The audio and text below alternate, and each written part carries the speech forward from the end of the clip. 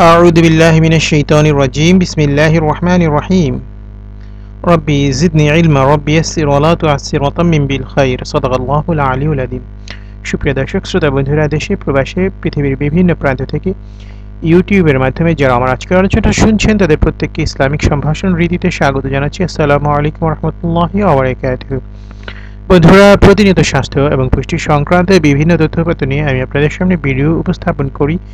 তারই ধারাবাহিকতায় আজকে আপনাদের সাথে শেয়ার করব একটি গুরুত্বপূর্ণ বিষয়, মেয়েদের একটা সমস্যা, বিশেষ করে কিশোরী মেয়ে যারা আছেন, হঠাৎ করে তাদের স্তন বিশাল বড় হয়ে যায়। তখন তারা অনেকটা অস্বস্তি বোধ করেন, লোক লজ্জায় ভয় পান, নানা রকম এমব্রেসিং সিচুয়েশনে পড়তে হয়।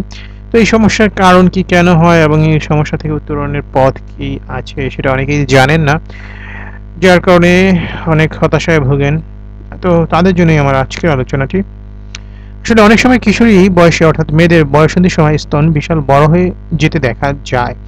অনেক মেয়ে প্রথম গর্ভধারণের সময়ও এমন সমস্যায় পড়তে পারেন। বয়ঃসন্ধির সময় ইস্ট্রোজেন হরমোনের প্রভাব মেয়েদের স্তনের স্বাভাবিক পূর্ণতা প্রাপ্তি ও বৃদ্ধি শুরু হয়। কোনো মেয়ের যদি এই ইস্ট্রোজেনের অধিক প্রতি অস্বাভাবিক স্পর্শকাতরতা থাকে, তাহলে স্তনের এমন অস্বাভাবিক ও অনিয়ন্ত্রিত বৃদ্ধি শুরু হয়।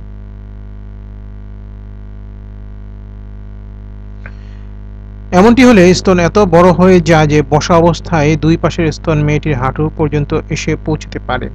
প্রায় সব ক্ষেত্রেই দুই পাশের স্তন এই সমস্যায় আক্রান্ত হয়ে থাকে। এই সমস্যাটি অস্বস্তিকর এবং অনেক সময় তা দৃষ্টিকটু হিসেবেও বিবেচনা করা হয়, তাই এর চিকিৎসা করানোর প্রয়োজন থাকে বা পড়ে। অনেক সময় স্ট্রোজেন বিরোধী অ্যান্টিস্ট্রোজেন ঔষধ ব্যবহার করে এই সমস্যা ভালো ফলাফল পাওয়া যায়।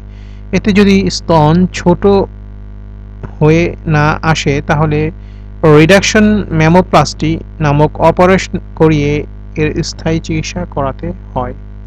তো যে সমস্ত কিশোরী মেয়েদের হঠাৎ করে স্তন বড় হয়ে যাচ্ছে স্বাভাবিকের তুলনায় বেশি, তারা অ্যান্টিস্ট্রোজেন ঔষধ খেতে পারেন এবং অবশ্যই এর আগে কোনো চিকিৎসকের পরামর্শ নিয়ে নেবেন। আর যদি অস্বাভাবিক মাত্রায় বড় হয়ে যায়, সেজন্য সৌন্দর্য বৃদ্ধির জন্য রিডাকশন ম্যামোপ্লাস্টি পদ্ধতি অবলম্বন করতে পারেন। এটা একটি সার্জারি, ছোটোখাটো, এর মাধ্যমে আপনার স্তনের আকার আকৃতি সুন্দর বা সুগঠিত করা সম্ভব হবে। তবে অবশ্যই যে পদ্ধতিটি আপনি করেন না কেন, এর আগে কিছু পরীক্ষা নিরীক্ষা এবং ডক্টরের পরামর্শ নিতে হবে। আজকে আলোচনাটি আসলে এই পর্যন্তই। আশা করি আপনাদের ভালো লেগেছে। ভালো লাগলে শেয়ার করে দিবেন, আমাদেরকে আপনাদের মতামত জানাবেন, চ্যানেলটি সাবস্ক্রাইব করবেন এবং আমাদেরকে লাইক দিয়ে উৎসাহিত করবেন। আল্লাহ হাফেজ। আসসালামু আলাইকুম ওয়া রাহমাতুল্লাহি ওয়া বারাকাতুহু।